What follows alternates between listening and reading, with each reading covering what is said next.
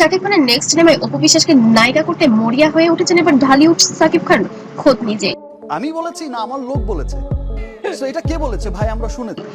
তো বন্ধুরা, শাকিব খান আর অপু বিশ্বাস একসময় ঢালিউডের সবচেয়ে পাওয়ারফুল কাপল, অনেক সিনেমায় একসাথে অভিনয় করে দর্শকদের মন জয় করেছেন।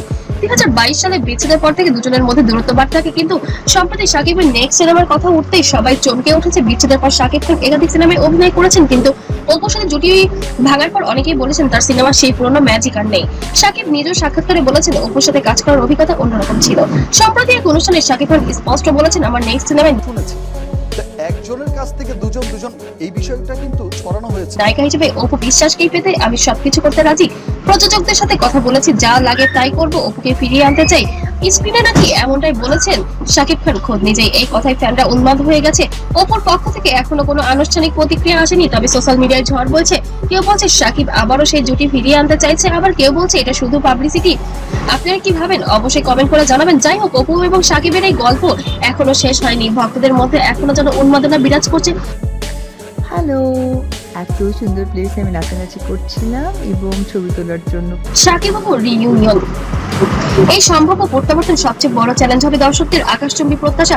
অনেকেই হয়তো তাদের পুরনো সময়ের সঙ্গে নতুন সিনেমাটি তুলনা করবেন।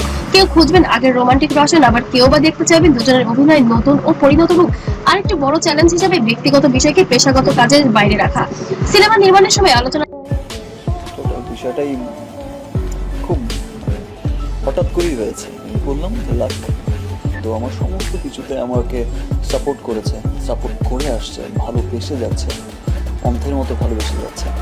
সো তাদের এই ভালোবাসার কাছে আমি সারা জীবন। কেন্দ্রে থাকা উচিত গল্প, চরিত্র, অভিনয়। তাদের ব্যক্তিগত জীবনের প্রচারণার প্রথম হাতিয়ার বানানো হলে সেটি সিনেমার জন্য ক্ষতিকর হতে পারে। ভালো একটি সিনেমা তৈরি করতে হলে দুজনকে পেশাদার শিল্পী হিসেবে উপস্থাপন করতে হবে।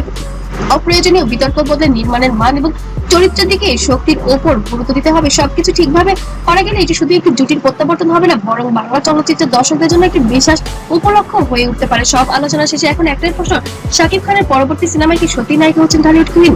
এই মুহূর্তে আলোচনায় ঘোষণা ছাড়া প্রশ্নটির নিশ্চিত উত্তর দেওয়া সম্ভব নয়। তবে শাকিব খান সত্যি অপু বিশ্বাসকে সিনেমায় ফেরাতে বিশেষভাবে আগ্রহী কিনা সেটিও এখন সংশ্লিষ্টদের বক্তব্য ছাড়া নিশ্চিত।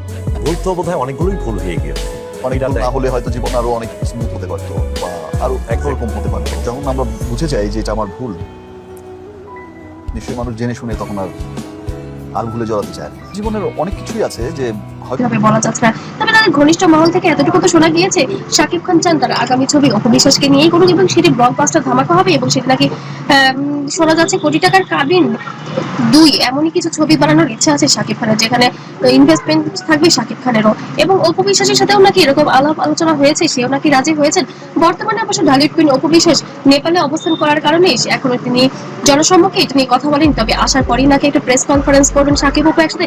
তো বন্ধুরা, আপনাদের কাছে কি মনে হয়, সত্যি কি এমন হবে?